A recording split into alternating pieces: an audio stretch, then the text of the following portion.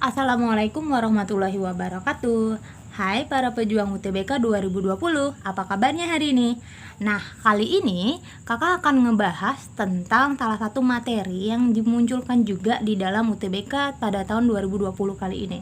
Nah, kalau kita lihat di sini, kakak punya mind map, di mana mind map utamanya itu membahas tentang yang namanya reading comprehension, artinya pemahaman bacaan di dalam bentuk bahasa Inggrisnya.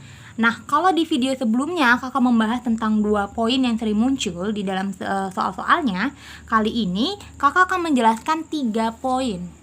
Setelah 2 poin sebelumnya, hari ini kita akan membahas 3 poin baru, di mana yang pertama ada vocabulary, kedua ada reference suatu kata ganti atau pronoun, dan yang ketiga adalah informasi tersirat. Nah, untuk poin pertama kali ini kita akan membahas tentang yang namanya vocabulary. Nah, kalau kita lihat di sini, vocabulary itu berarti membahas tentang kosakata-kosakata yang ada di dalam bacaannya.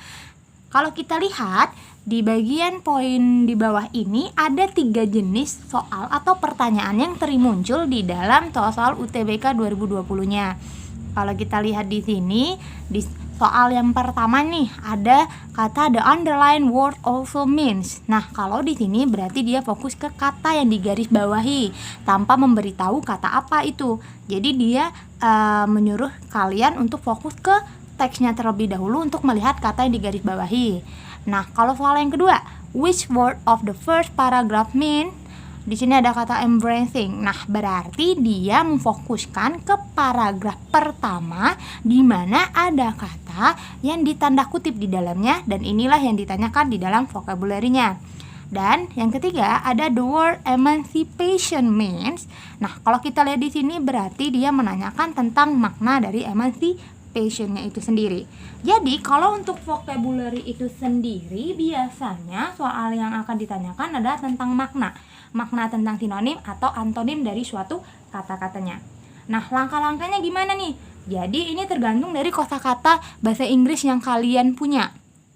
Jadi setidaknya kalian udah punya basic vocabulary-nya untuk membantu kalian dalam menjawab soal-soal seperti ini. Dan yang kedua, kalian bisa melihat dari option-nya, option A, B, C, D, E-nya, dimana nanti jika ada kata-kata yang menurut kalian tidak sesuai dengan makna yang ditanyakan, itu bisa menjadi salah satu yang perlu dihilangkan dari jawaban-jawaban yang akan ditanyakan itu sendiri, gitu ya. Nah, kalau di poin kedua nih, di poin kedua ini ada namanya reference suatu kata ganti atau pronoun. Nah, ini membahas tentang yang namanya soal-soal yang di dalamnya ada rujukan-rujukan. Jadi maksudnya dia ada sebuah teks di mana di dalamnya menanyakan kata rujukan yang dibicarakan itu apa gitu.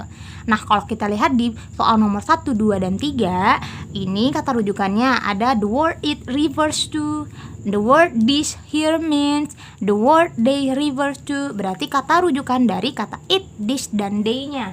Nah, langkah-langkah untuk bisa menemukan referensi suatu kata ganti atau pronoun itu sendiri, biasanya kalian bisa mengecek kata sebelum yang ditanyakan itu sendiri. Jadi maksudnya nih, ketika yang ditanyakan adalah kata it, this, dan they, dan ditemukan di dalam satu paragraf pertama di baris keempat, berarti kalian fokus ke kalimat ketiganya dulu atau baris ketiga dari paragraf pertama itu sendiri. Itu biasanya membantu untuk menemukan kata rujukan yang ditanyakan. Nah, ternyata kata rujukan itu tidak hanya dalam bentuk kata ganti.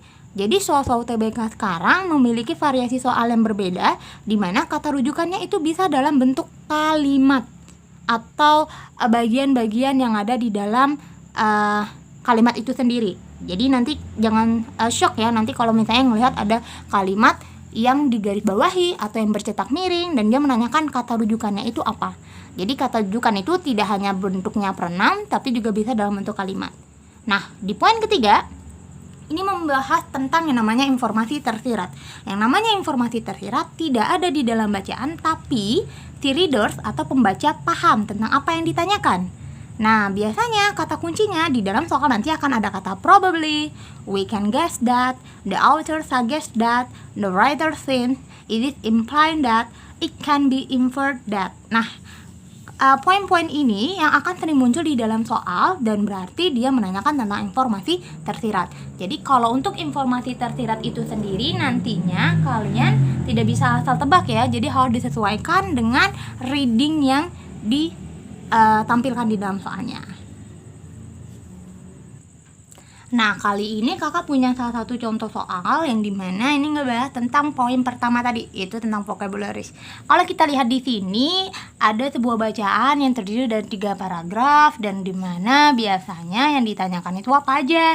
Nah, kalau kita lihat di soal pertama nih, dia menanyakan tentang which of the following can be replace the word malnutrition in the magnitude of acute malnutrition. Itu berada di paragraf pertamanya. Berarti kita bisa lihat di sini, di paragraf pertama, di mana ada kata magnitude-nya. Nah, ini membahas tentang apa? Kalau kita lihat di option A, B, C, D-nya itu berbeda semua. Yang pertama ada A, capacity, berarti membicarakan tentang kapasitas. B, importance, berarti membicarakan tentang pentingnya. C, weight, berarti membicarakan tentang berat.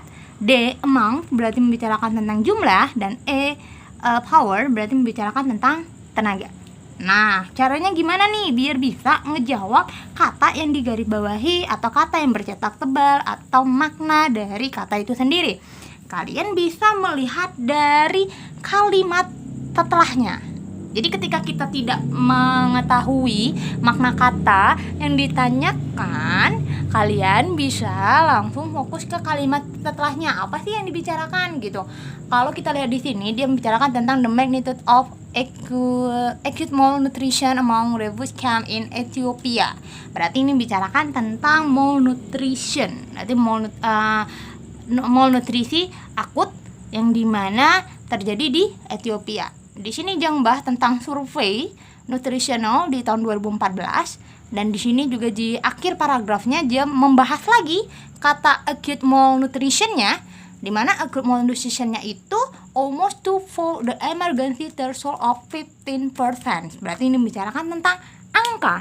Jadi kalau magnitude ini di dalam satu kalimat itu sampai dengan akhir paragraf membicarakan tentang kata yang sama tadi, ada acute malnutrition-nya, dan di sini sudah ada angka 15%-nya, berarti udah jelas jawabannya itu yang D, amounts. Karena capacity, importance, weight, and power tidak berhubungan dengan yang namanya 15% dan makna dari magnitude-nya. Nah, ini adalah salah satu contoh soal di mana poinnya itu menanyakan tentang vocabularies, di mana vocabulariesnya ada fokus ke meaning atau makna kata yang digarisbawahi, bercetak tebal, atau yang ditanyakan di dalam paragraf atau teksnya.